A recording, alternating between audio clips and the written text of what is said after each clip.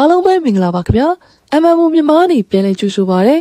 အခုဗီဒီယိုမှာတော့ YouTube ကနေငွေထုတ်ဖို့အတွက် payment slip ဘယ်လိုယူရမလဲဆိုတာပြောပြပေးမှာဖြစ်ပါတယ် YouTube ကနေဒီလမှာငွေထုတ်ရမယ်မရဘူးဆိုတာကိုအလွယ်ကူဆုံးစစ်ဆေးတဲ့နည်းကတော့ Gmail မှာစစ်ကြည့်တာပါပဲ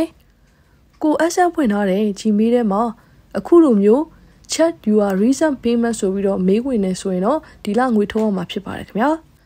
ဒီမေးထဲမှာတော့သူတို့ဘယ်ရက်ကငွေထုတ်ပေးလိုက်ပြီးရုံးဖွင့်ရဲ့9ရက်အတွင်းမှာဘဏ်ထဲရောက်မယ်ဆိုတဲ့အကြောင်းပဲပါတာဖြစ်ပါတယ်ကိုဘယ်လောက်ငွေထုတ်ရမယ်ဆိုတဲ့ဟာမပါပါဘူးအဲ့ဒါကြောင့်ကိုငွေထုတ်ဖို့ရှိတယ်ဆိုရင်ငွေထုတ်ရမယ့်အမောက်ကိုစားပစ်သမားသိအောင်လို့ payment receipt ပို့ပေးဖို့လိုပါတယ် payment receipt ယူဖို့အတွက်ဒီမေးထဲမှာပါတဲ့ sign ကနေ account ကောင်နဲ့ဝင်လို့ရတယ်လို့ browser တစ်ခုခုကိုတွားပြီးတော့ account website ကနေလည်း account ကောင်နဲ့ဝင်လို့ရပါတယ်အခုဗီဒီယိုမှာတော့ကျွန်တော် Chrome browser ကိုရွေးပြီးတော့ account ကောင်ထဲဝင်ပြပါမယ် browser ထဲရောက်ပြီဆိုရင်ဒီအပေါ်ညာဘက်ထောက်လေးမှာကျွန်တော်တို့ sign in ဝင်ထားတဲ့ account ကိုတွေ့ရပါလိမ့်မယ်အဲ့ဒါလေးကိုနှိပ်ပြီးတော့ကျွန်တော်တို့ဘယ် account ကို sign in ဝင်ထားလဲဆိုတာကြည့်ရပါမယ်အဲ့လိုကြည့်တဲ့အခါမှာကို account ဖွင့်ထားတဲ့ Gmail ဖြစ်နေတယ်ဆိုရင်တော့ဘာမှပြောင်းစရာမလိုပါဘူးတကယ်လို့ကို account ဖွင့်ထားတဲ့ Gmail မဟုတ်ဘူးဆိုရင်တော့ဒီဘေးကမြားလေးကိုနှိပ်ပြီးတော့ကို account ဖွင့်ထားတဲ့ Gmail account ကိုရွေးချယ်ပြီးပြောင်းအောင်မှာဖြစ်ပါတယ်Gmail ပြောင်းပြီးပြီဆိုရင်တော့အောက်က continuous ကိုနှိပ်ပါပြီးရင်ကျွန်တော်တို့ account website ထဲဝင်ဖို့အတွက် search box မှာ account ဆိုပြီးရိုက်ရှာလိုက်ပါအခုလိုမျိုးအပေါ်ဆုံးမှာ Google account လို့ပေါ်လာပြီဆိုရင်တော့အဲ့ Google account ကိုနှိပ်လိုက်ပါခင်ဗျာဒီ Google account website ထဲရောက်ပြီဆိုရင်တတိထားမှာတခုရှိပါတယ်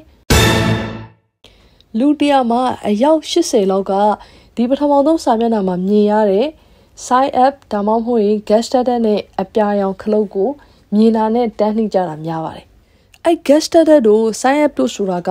account ကောက်မရှိသေးတဲ့သူတွေသာနှိပ်ပြီးတော့ account ကောက်ဖွင့်ဖို့ဖြစ်ပါတယ်ကျွန်တော်တို့လို YouTube account ရှိပြီးသားသူတွေကအဲ့ခုနခလုတ်တွေကိုထပ်နှိပ်မယ်ဆိုရင် YouTube account အပြင်ကို website account မှာထပ်ပြီးပွင့်သွားပါလိမ့်မယ်ဘာမှတော့ပြဿနာမရှိပေမဲ့ကိုယ့်ရဲ့ account နဲ့ဝင်တဲ့အခါမှာ YouTube account တီးသန့်မဟုတ်ဘဲနဲ့ website account တွေပါရောနေပါလိမ့်မယ် Okay အဲ့တော့ကိုယ့်ရဲ့ account တွေကိုနီးမှန်မှန်နဲ့ဘယ်လို sign ဝင်ရမလဲဆိုတာဆက်ပြီးတော့ပြောပြပါမယ်ခင်ဗျာအခုပုံမှန်မြင်တွေ့နေရတဲ့ဘယ်ဘက်အပေါ်ဆုံးထောက်မှာညီမချင်း၃ချောင်းပုံစံ tab လေးကိုနှိပ်လိုက်ပါဘယ်ဘက်က tab တွေထွက်လာပြီဆိုရင်တော့ဟိုးအောက်ဆုံးမှာ sign in ဆိုတာလေးရှိပါတယ်အဲ့ဒီ sign ကိုနှိပ်လိုက်တာနဲ့ကျွန်တော်တို့ရဲ့ Google account အကောင့်လေးကိုတန်းဝင်သွားမှာဖြစ်ပါတယ်အကောင့်နဲ့ဝင်ချင်းမြင်ရတဲ့စာမျက်နှာကတော့ account for YouTube စာမျက်နှာပဲဖြစ်ပါတယ်ဒီစာမျက်နှာမှာကျွန်တော်တို့ YouTube ကနေပြီးတော့လက်ရှိဝင်ငွေဘယ်လောက်ရထားတယ်နောက်ဆုံးဘယ်လောက်ထုတ်ထားတယ်ဆိုတဲ့ဟာကိုတွေ့ရမှာဖြစ်ပါတယ် payment slip ယူဖို့အတွက်တော့ဘယ်ဘက်အပေါ်ဆုံးထောက်ကညီမချင်း၃ချောင်းပုံစံ tab ကိုနှိပ်ပါအဲ့ tab ထဲမှာ payment ဆိုတာလေးရှိပါတယ်အဲ့ payment ကိုနှိပ်လိုက်တာနဲ့အောက်မှာ payment info ဆိုပြီးတော့ထပ်ပေါ်ပါတယ်အဲ့ဒီ payment info နှိပ်လိုက်တာနဲ့ကျွန်တော်တို့ရဲ့ payment info တွေရောက်သွားမှာဖြစ်ပါတယ်ဒီ payment info တွေမှာဆိုရင်ကျွန်တော်တို့ဘယ်ဘဏ်နဲ့ချိန်ထားတယ်ဘယ်လမှာဘယ်လောက်ထုတ်တယ်ဆိုတဲ့ transaction တွေပါကြည့်လို့ရတဲ့အပြင်ကျွန်တော်တို့ဘယ်နှစ်လတစ်ခါမှငွေထုတ်မယ်ဒါမှမဟုတ်ရင်အနည်းဆုံးဘယ်လောက်ရမှငွေထုတ်မယ်ဆိုတဲ့ဟာတွေပါပြောင်းလို့ရပါတယ်အသေးစိတ်ကိုတော့ကျွန်တော်တီးသန့်ဗီဒီယိုတစ်ခုထပ်လုပ်ပေးပါမယ်ခင်ဗျအခုတော့ payment slip ယူဖို့အတွက်ဒီမြင်နေရတဲ့ view transaction နဲ့ဝင်ပါမယ်ခင်ဗျဒီ transaction ထဲမှာဆိုရင်ဘယ်လဘယ်ရက်ကဘယ်လောက်ငွေထုတ်တယ်ဆိုတဲ့ဟာကိုအခုလိုအပြာရောင်စာတန်းလေးနဲ့ပြပေးပါတယ်ကျွန်တော်တို့ကအဲ့အပြာရောင်စာတန်းလေးကိုနှိပ်လိုက်ပြီဆိုတာနဲ့ payment receipt ထွက်လာပါတယ်ခင်ဗျာဒီ payment receipt ထဲမှာဆိုရင်ငွေလွှဲလိုက်တဲ့ရက်ငွေလွှဲလိုက်တဲ့ပမာဏငွေလွှဲလိုက်တဲ့ဘဏ်အကောင့်တွေပါပါတယ်ပုံမှန်ဆိုရင်တော့ဒီ receipt ထွက်ပြီးတော့9ရက်အတွင်းဘဏ်ထဲဝင်ပါတယ်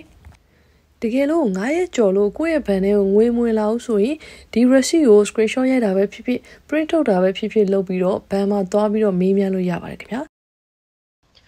အခုလို Google Payment Receipt ကိုဘယ်လိုယူရမလဲသိသွားကြပြီမို့လို့ဒီဗီဒီယိုလေးကိုတော့ဒီမှာပဲညနာငွေပြုပါခင်ဗျာMMO မြန်မာကိုအစဉ်အမြဲအားပေးနေတဲ့တူတယောက်ချင်းစီတိုင်းကိုအထူးပင်ကျေးဇူးတင်ရှိပါတယ်နောက်ထပ်ဗီဒီယိုတွေမှာပြန်တွေ့ကြပါဦးမယ်ခင်ဗျာ